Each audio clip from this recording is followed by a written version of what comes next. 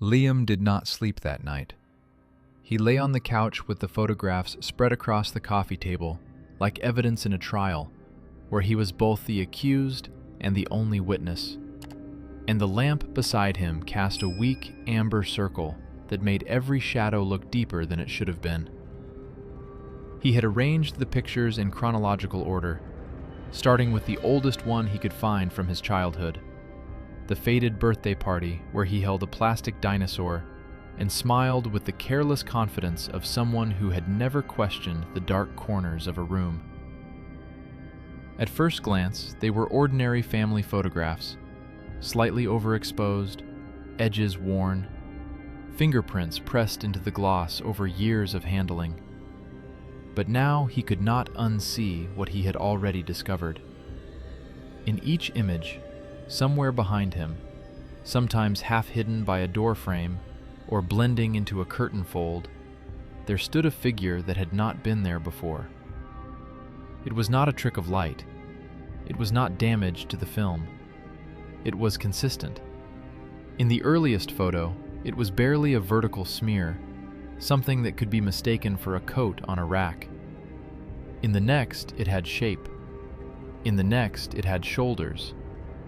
By the time the photos reached his late teenage years, the outline was unmistakably human. Liam pressed his fingers against his eyelids until sparks burst across the darkness. But when he opened them again, the figure was still there in every frame. He leaned closer to the most recent printed photograph, the one he had taken only days ago as a test, and felt a slow tightening in his chest. The figure was no longer blurred. It was defined. Its head was slightly tilted, as if studying him. He noticed something new that made his throat go dry. In the latest version of the image, the angle of the head was different from what he remembered seeing hours earlier.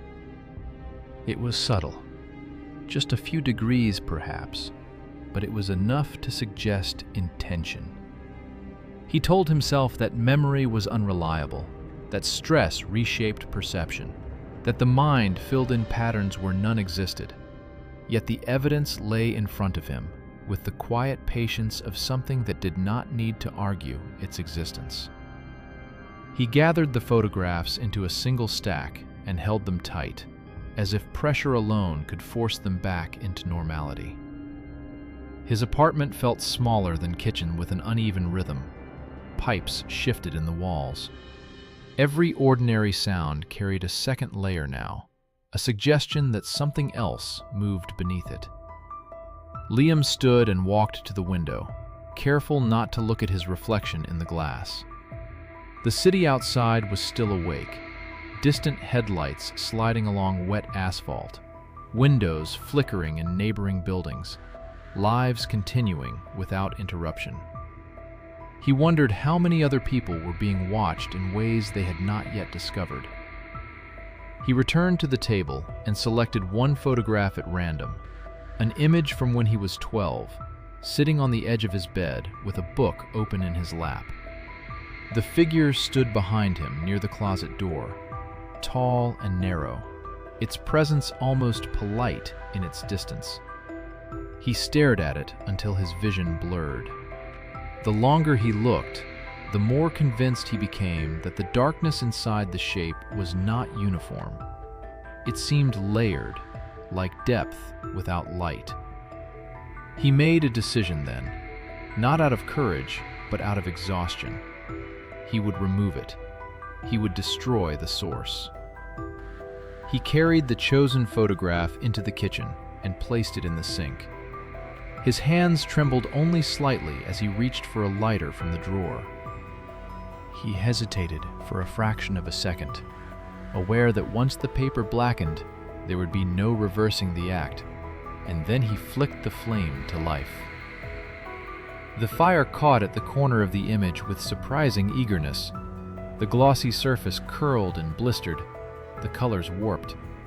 His younger face dissolved first, melting into ash before the darker shape behind it even began to distort. The edges glowed orange and then collapsed inward, leaving only a brittle skeleton of charred fragments. The smell of burnt chemicals filled the kitchen, sharp and invasive. Liam exhaled slowly as the last ember dimmed. He felt foolish for the relief that washed over him. It was just paper, just ink. Whatever had appeared in those photographs was a mistake, and mistakes could be eliminated. He rinsed the ashes down the drain and stood there longer than necessary, listening to the water disappear through the pipes. When he returned to the living room, the remaining photographs lay exactly where he had left them. Nothing had shifted. Nothing had fallen. He told himself that this was progress. One image gone. One link severed. The night stretched on. He did not turn off the lamp. He sat upright on the couch, watching the darkness gather in the corners of the ceiling. At some point near dawn, his eyes closed against his will. He did not remember falling asleep. When he woke, pale morning light filled the apartment with a washed-out clarity that made everything appear harmless. For a brief, fragile moment, he believed the worst of it had been a product of fatigue. He stood and walked toward the coffee table with the dull heaviness of someone bracing for disappointment. The stack of photographs remained in place. But there was something else. One image lay separate from the others, positioned precisely at the center of the table. His breath stalled. He knew the proportions of the photograph before he even touched it. He recognized the slight bend at the lower right corner. It was the one he had burned. The paper was intact, the surface smooth. No scorch marks, no damage. He picked it up slowly, as though sudden movement might trigger something irreversible. The image showed his 12-year-old self on the bed. The room was exactly as he remembered, but the figure was closer now. It no longer stood near the closet. It stood directly behind him, so near that its outline overlapped the back of the boy's shoulders. And the head was tilted further. The darkness where its face should have been was not empty. It seemed to absorb the light of the printed image itself. Liam felt a tremor move through his arms. He compared it to the digital copy still saved on his phone. He opened the gallery and found the photo. In the digital version, the figure remained by the closet, distant, almost ignorable. He looked back at the printed photograph in his hand. The difference was undeniable. The print had changed. Not the file, not his memory, the physical object. A slow understanding settled over him like dust. The photographs were not records of something that had already happened. They were updating. They were responding. He placed the image back on the table with deliberate care, aligning it with the others as if symmetry might impose order. The apartment was silent again, but the silence had texture now. It felt layered, watchful. Liam became aware of the fact that he was breathing too loudly. He forced himself to inhale through his nose and exhale slowly, as though calming a wild animal inside his chest. He told himself that panic would only cloud his thinking. There had to be an explanation rooted in physics, in chemistry, in something measurable. Yet beneath those rationalizations, another thought moved quietly into place. The fire had not erased the figure. It had not even damaged it. If anything, the attempt had drawn it closer. Liam looked at the photograph one last time and noticed a final detail he was certain had not been there before.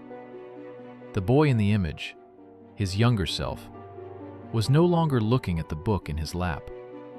His printed eyes were lifted slightly upward, as if he sensed someone standing behind him, as if he could feel the presence closing in. Liam did not touch the photographs for the rest of the morning, yet he could feel them from across the room, as if they emitted a pressure too subtle to measure, but too persistent to ignore. And by afternoon, the need to confirm what he feared became stronger than the fear itself. So he set up his camera on the dresser, facing the bedroom door with deliberate precision, adjusting the angle twice to ensure nothing in the frame could be misinterpreted as shadow or distortion. He told himself that this was a controlled experiment.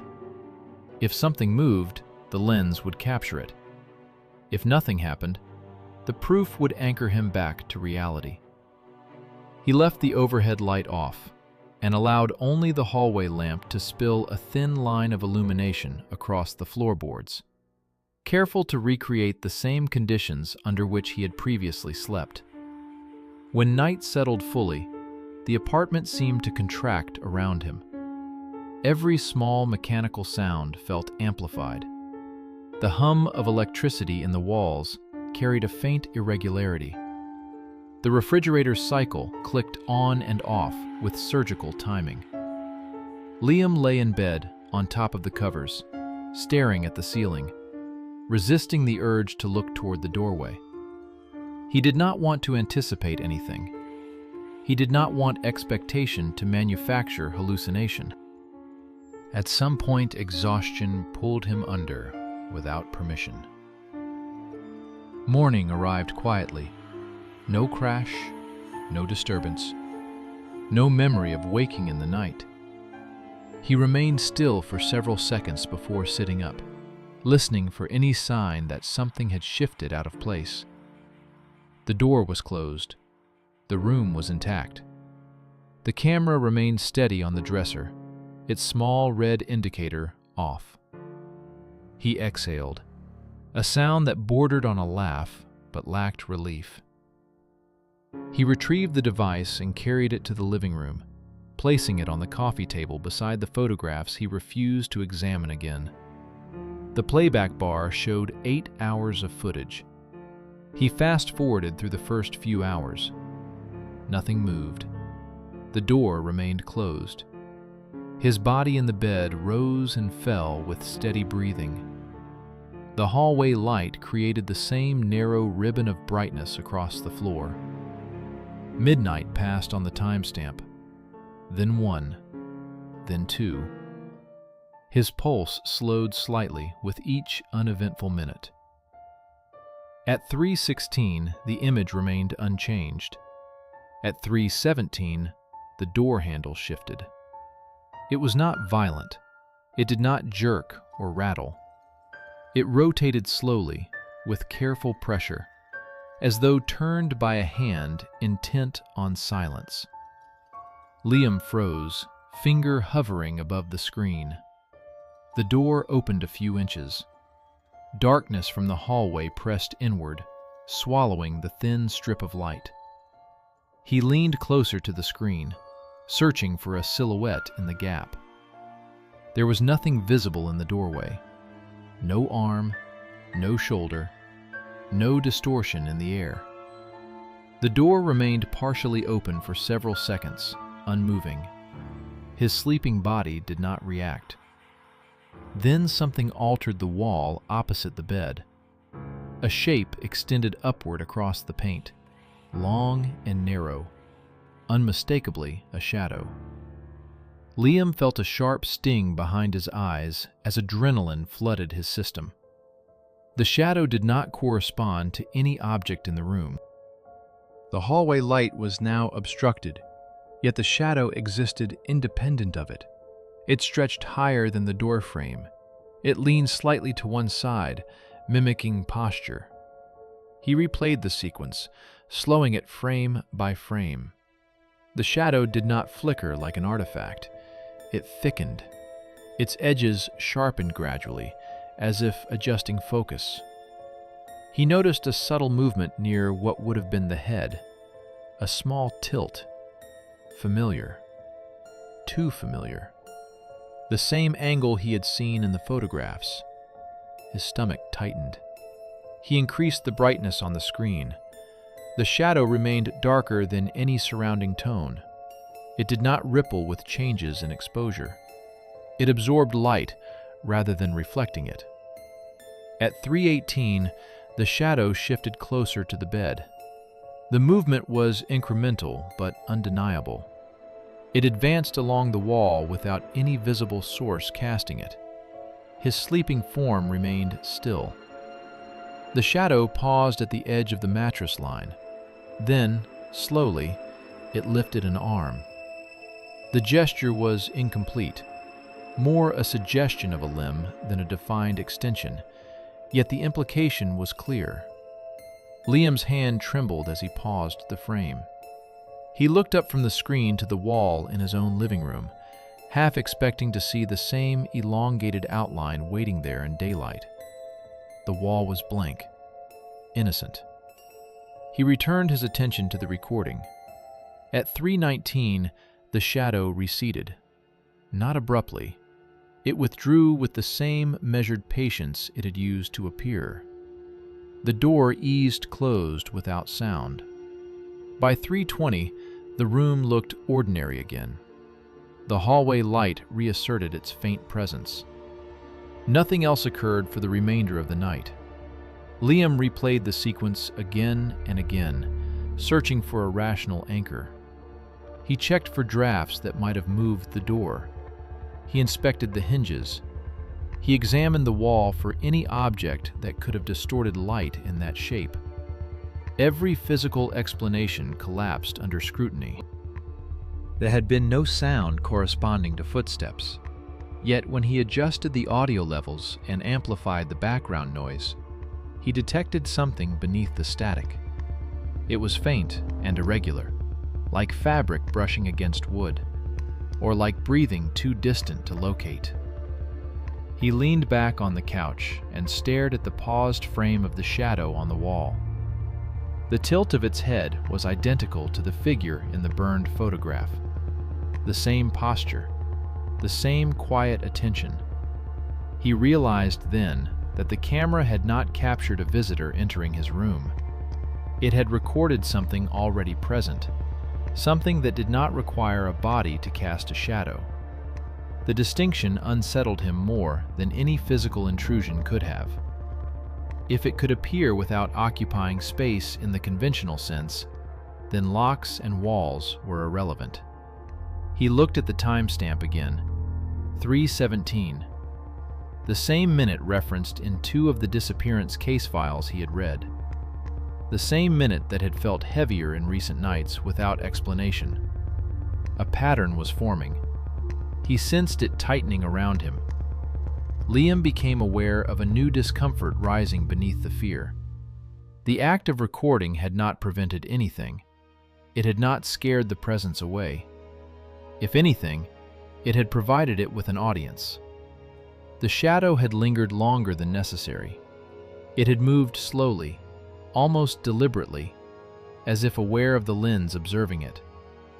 A cold realization settled into him with precise clarity. It had not been hiding. It had been performing.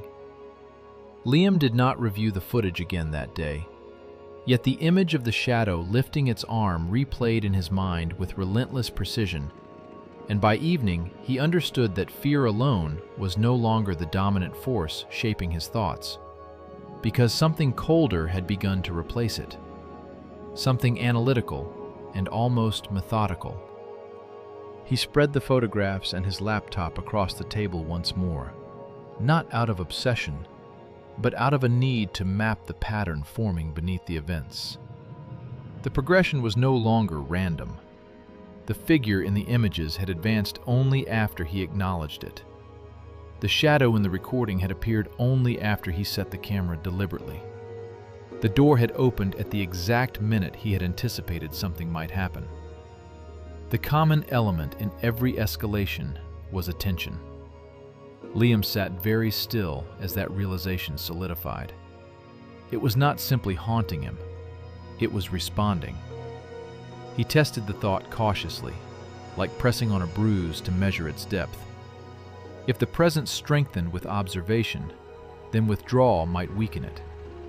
If awareness granted it definition, then denial might strip it back into abstraction. The theory sounded fragile, but it was the first coherent structure he had found within the chaos. He closed the laptop. He stacked the photographs face down without looking at them. He turned the camera toward the wall and covered it with a cloth. The apartment seemed to exhale when he stopped engaging with the evidence. Or perhaps that was projection. He forced himself not to check reflections as he moved through the rooms. He washed dishes without glancing at the chrome faucet. He walked past the bathroom mirror with his eyes fixed on the floor.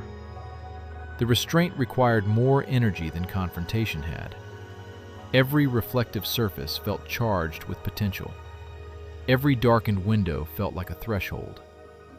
Night fell gradually, and with it came the instinct to monitor, to verify, to confirm that nothing was changing in his peripheral vision. He resisted. He turned off his phone and left it in another room. He sat on the couch with the lights on and stared at a blank section of wall, focusing on the texture of paint, on imperfections in the plaster, on anything that anchored him to the physical. Minutes passed, then an hour. The apartment remained still. No door handle shifted. No shadows moved independently of light. The silence did not thicken. It remained ordinary. A cautious relief began to thread through him. Perhaps the pattern truly depended on engagement. Perhaps by refusing to participate, he could stall whatever cycle had begun. He maintained the discipline into the next day. He did not open the photo box. He did not review footage. He avoided windows after sunset. He kept lights on in rooms he occupied and turned them off in rooms he left, minimizing gradients of darkness where shapes could form. The absence of activity persisted. By the second evening, he noticed a subtle change in himself. The edge of hyper-awareness dulled slightly. His shoulders lowered from their constant tension. The theory seemed to hold. The presence had not escalated. It had not advanced. But the calm felt artificial, like a pause rather than an end. On the third night, while washing his hands at the kitchen sink, he allowed his gaze to drift upward before he could stop it. The window above the counter reflected the room behind him as a faint overlay against the darkness outside. He froze instantly, heart striking hard against his ribs. For a fraction of a second, he saw nothing unusual. Just the kitchen, the table, the closed bedroom door in the distance. Then he saw the gap, a space where darkness seemed denser than the rest. Standing directly behind him in the reflection, not touching, not moving, but unmistakably aligned with his spine, was a vertical silhouette. It did not have clear edges. It did not need them. It occupied absence the way a body occupies light. Liam did not turn around. He knew the reflex would only confirm what the theory warned against. He kept his hands under the running water, feeling the stream grow colder as his grip tightened on the edge of the sink. The reflection did not shift when he inhaled. It did not mimic his posture exactly. It stood independent of him, waiting. He closed his eyes briefly, then opened them again, hoping the delay might dissolve the image. It remained. He forced himself to resume washing, moving with deliberate slowness, refusing to acknowledge the figure with any abrupt reaction. Seconds stretched. The reflection seemed to lean forward by an immeasurable degree. Not enough to prove movement, just enough to threaten it. He shut off the faucet and dried his hands without looking again. When he stepped sideways out of the window's angle, the reflection vanished. He remained facing the counter for several moments before daring to glance back at the glass. The kitchen appeared empty, ordinary. His pulse took longer to slow this time. The theory had not prevented manifestation. It had only delayed it. He understood now that complete ignorance was impossible. Awareness could not be undone once established. The presence did not require constant scrutiny to exist. It required only that he had once recognized it. The rule was more complex than simple observation. It was about perception, about acknowledgement at any point in time. He stepped away from the sink and felt a new layer of dread settle over him, heavier than before because it was no longer reactive fear, but structural inevitability. If noticing had initiated the process, then the process would continue whether he watched or not. Ignoring it might slow the pace, but it would not erase the connection. And somewhere in the apartment's quiet interior, beyond the limits of his direct vision, something stood with the patience of a presence that did not depend on doors or shadows, or even photographs to remain near. Liam abandoned the idea of isolation the next morning and returned to the archive files he had copied from the Ashwood records, spreading printed case summaries across the table with the same care he had once reserved for the photographs, determined to find precedent rather than comfort. The disappearances spanned decades, but patterns began surfacing when he filtered out the surface details and focused only on peripheral notes, the fragments that investigators had dismissed as stress responses or paranoia. Several victims had reported altered photographs weeks before vanishing. One file mentioned a complaint about a figure appearing closer each time the image was reviewed. Another described a recurring disturbance at exactly 3:17 a.m., documented by a neighbor who heard a door open nightly, despite the house being locked from the inside. Liam traced his fingers slowly beneath the sentences, aware that he was no longer reading about coincidence. He was reading about sequence. In a 1978 newspaper clipping, scanned into the archive, a local columnist referenced something older than the town itself, a regional superstition called the Watcher Between Moments. The article treated it as folklore, but the phrasing unsettled him because it mirrored his own conclusions with uncomfortable accuracy. The Watcher was described as existing in intervals rather than spaces, manifesting not as a body, but as a presence that occupied perception itself. It did not intrude violently. It advanced proportionally to awareness. It was said to step forward when seen. Liam leaned back in his chair and stared at the ceiling, feeling the air in the room thin slightly as the implications assembled. The legend claimed the Watcher did not choose victims randomly.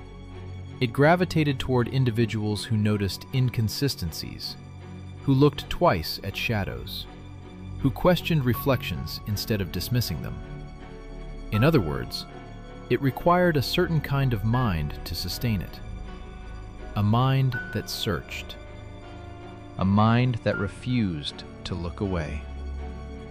Liam lowered his gaze to the final paragraph of the clipping, where the columnist had summarized the myth with casual skepticism.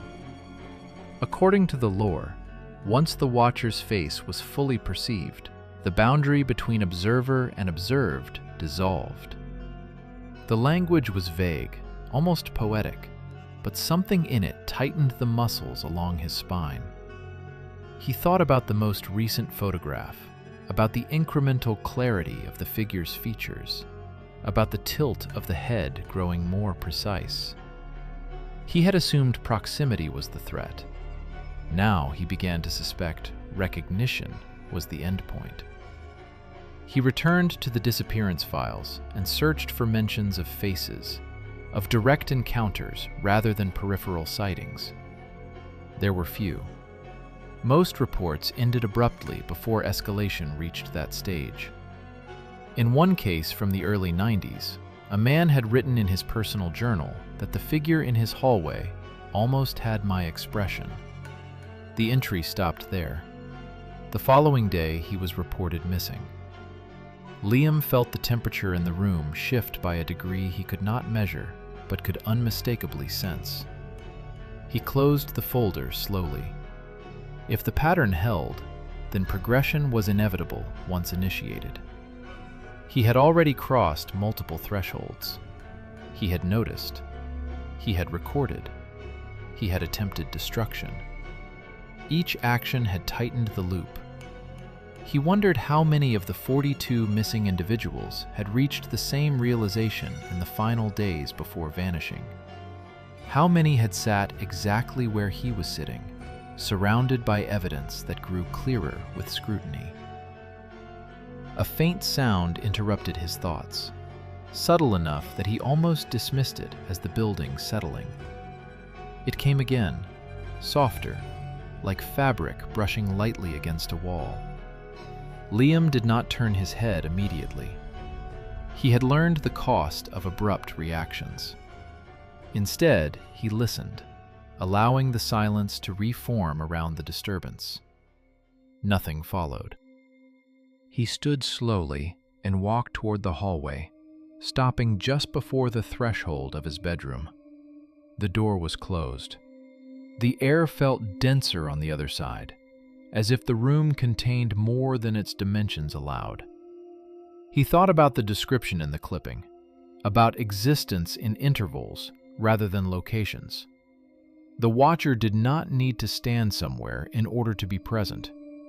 It needed only the space between perception and certainty. Liam reached for the doorknob and paused with his fingers hovering just above it. He understood now that the story of the town was not separate from his own experience. It was the same arc repeating, each instance adding another quiet entry to a growing pattern of unresolved disappearances. If the legend was accurate, then the next stage would not be a louder manifestation, but a clearer one. Not increased activity, but increased definition. He lowered his hand without opening the door.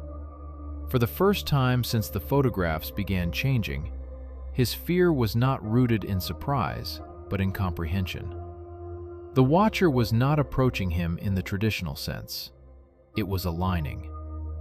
And somewhere within the stillness of his apartment, in the unobserved fraction of a second between thought and movement, something adjusted its position slightly closer to the center of his awareness. Liam did not open the bedroom door that night, and instead he moved through the apartment with deliberate restraint, covering reflective surfaces with towels and turning picture frames face down as if minimizing angles of perception could reduce the geometry of whatever now shared his space. He unplugged the television. He powered off his laptop. He placed his phone inside a drawer and shut it firmly, aware that every lens had become a potential stage. The silence that followed felt artificial, not peaceful but suspended, like a held breath stretching too long. For 3 days he maintained the discipline. He did not examine the archive files. He did not re-watch the 317 recording. He did not inspect the photographs. The presence did not escalate. There were no doors opening in the night, no independent shadows crossing walls. The absence of manifestation created a fragile optimism that bordered on denial. He began to consider the possibility that disengagement truly weakened it, that attention had been fuel, that starvation might work. On the 4th evening, exhaustion loosened his vigilance. He returned from the grocery store later than usual, the sky already dark, the apartment dim except for the faint glow of streetlight filtering through the blinds. He set the bag down on the kitchen counter and moved automatically, rinsing vegetables, placing leftovers into the refrigerator, allowing routine to override tension. When he pressed the start button on the microwave, the interior light flickered on, and the glass door reflected the room behind him in dull, metallic distortion. He did not intend to look. His gaze drifted there by accident, drawn by motion that did not belong to him. In the warped reflection, he saw his own back, slightly curved, shoulders drawn inward. And behind that outline, almost touching it, stood a taller shape. It was closer than it had ever been in any photograph, closer than in the shadow recording. The top of its head extended beyond his by several inches. Its form was darker than the dim kitchen around it, absorbing the weak light instead of scattering it. Liam's breath halted mid-inhale. He did not turn around. He knew the reflex would offer nothing but empty space. The microwave hummed steadily, the sound obscenely ordinary against the silent presence in the glass. The figure in the reflection did not sway. It did not blur. It existed with quiet certainty. He studied the angle of its shoulders and felt a chill pass through him when he recognized the symmetry. It matched him, not in mimicry, in alignment, as if it had adjusted itself to fit precisely into the space he occupied. The microwave timer ticked down. The reflection did not shift with the changing interior light. Slowly, deliberately, the figure lifted what could only be interpreted as an arm. The movement was restrained, almost careful. The arm did not reach forward. It hovered inches from his shoulder in the reflection, suspended in suggestion rather than contact. Liam's pulse pounded so loudly he could hear it over the appliance. He shut his eyes for 1 second, bracing himself, and when he opened them again, the arm had lowered. The figure remained, closer still. The microwave beeped, sharp and final. The sound shattered the moment's stillness. In that brief distraction, he blinked. The reflection returned to normal. Only his own outline remained. The kitchen stood empty. He turned slowly, despite knowing what he would find. Nothing stood behind him. The air felt slightly colder than before, but the room was undisturbed. He stepped back from the counter and pressed his palm against his chest, measuring his heartbeat. The discipline had not ended the progression. It had only delayed it. The figure had not required sustained observation to approach. It had used absence as an interval. It had stepped forward while he refused to look. A quiet dread settled into him that was heavier than the earlier fear of sudden manifestations. This was deliberate, strategic. He moved back into the living room and stopped short. A single photograph lay in the center of the coffee table, separate from the others he had hidden days ago. He knew before picking it up that it had not been there earlier. The image was recent, not from childhood, not from years past. It showed his kitchen. The lighting was dim. The microwave door glowed faintly. In the frame, he stood at the counter with his back to the camera. And directly behind him, inches away, the figure leaned slightly forward.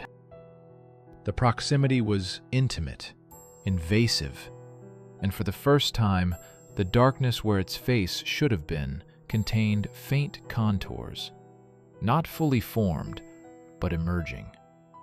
Liam's fingers tightened around the edges of the photograph until the paper bent. The background of the image held another detail that forced the air from his lungs. On the wall above the counter, reflected faintly in the microwave glass within the photograph, he could see the exact moment he had closed his eyes. The timing was precise. The image had captured the instant of his distraction, the moment he had broken contact. The realization settled over him with unbearable clarity. It did not need him to watch constantly. It needed him to exist within its awareness at least once. After that, it could advance in the spaces he assumed were safe. And somewhere in the apartment, just beyond the limits of direct sight, something had stepped closer again. Liam did not drop the photograph this time. though every instinct urged him to, because something inside him understood that the next few minutes would determine whether he remained an observer or became something else entirely, and he refused to surrender control through panic. He placed the image back on the table carefully, aligning it with the wood grain as if orientation still mattered. The apartment felt different now, not colder, but denser, as though the air carried an additional layer of pressure. The lights flickered once, briefly, then stabilized. He did not look toward any reflective surface. He did not call out. He did not whisper that he could see it. He understood now that acknowledgement was acceleration. The silence stretched. Then the overhead light dimmed without fully shutting off. The change was subtle, just enough to deepen the corners of the room. Liam remained standing in the center of the living room, hands at his sides, forcing his breathing into a slow, even rhythm. The floorboards creaked softly behind him. Not a loud step, not a dramatic shift, just a measured redistribution of weight. He did not turn around. The sound came again, closer. The distance between the noise and his spine shortened by inches. He felt it before he heard it the third time. A displacement in the air, a presence occupying space that had been empty seconds before. His skin prickled along his arms. The temperature dropped by a fraction. The overhead light flickered again, longer this time, threatening to fail. He knew the pattern. The presence did not rush. It advanced proportionally to awareness. He kept his gaze fixed forward, staring at the blank wall opposite him. If he did not confirm it visually, perhaps the progression would stall. The floor creaked directly behind him, no more than a foot away. He felt the proximity like static against his back. His heartbeat accelerated despite his effort to suppress it. The room fell silent again, but the silence had weight now. A pressure against his shoulder blades. Then, slowly, something brushed the fabric of his shirt. Not a full touch, not a grip. A grazing contact that proved physicality beyond doubt. Liam's breath hitched. He did not turn. He would not give it that. The contact remained for several seconds, neither tightening nor withdrawing. The overhead lights snapped off completely. Darkness swallowed the room in an instant. The refrigerator's hum ceased. The building's ambient noise vanished. The world outside the apartment felt erased. In the absence of light, his other senses sharpened. He could hear breathing. Not loud, not aggressive. Close to his ear, matching his rhythm imperfectly. He focused on stillness, on resisting the reflex to spin around. The breathing adjusted. It synchronized. His pulse hammered so loudly, it seemed impossible that the sound did not fill the room. The presence shifted slightly to one side. He felt the movement as a draft across his neck. Then, in the darkness, directly in front of him rather than behind, a shape interrupted the faint outline of the window's streetlight glow. It had moved without crossing space. One moment the air was empty. The next, something stood between him and the distant light. Taller, defined. He had not seen it move. He understood then that orientation meant nothing to it. The concept of front and back was irrelevant. The only axis that mattered was awareness. Slowly, against his own rule, his eyes adjusted to the darkness. The outline became clearer. Shoulders, neck, head, the tilt. Always the tilt. It leaned slightly toward him, closer than it had ever been in any reflection or photograph. He could no longer pretend it was only peripheral. It occupied his direct line of sight. The progression had reached its threshold. His vision sharpened incrementally, revealing faint contours where a face should have been. Not detailed, not fully illuminated, but structured, symmetrical, familiar. The shape's head lifted by a fraction. He felt an unbearable pull in his chest, as though recognition itself were gravity. The faintest suggestion of features resolved from shadow. The curve of a brow, the line of a nose, the outline of a mouth. Each element aligning with proportions he knew intimately. His own. The realization struck with devastating clarity. It was not copying him. It had been calibrating, advancing not toward his body, but toward his likeness, toward convergence.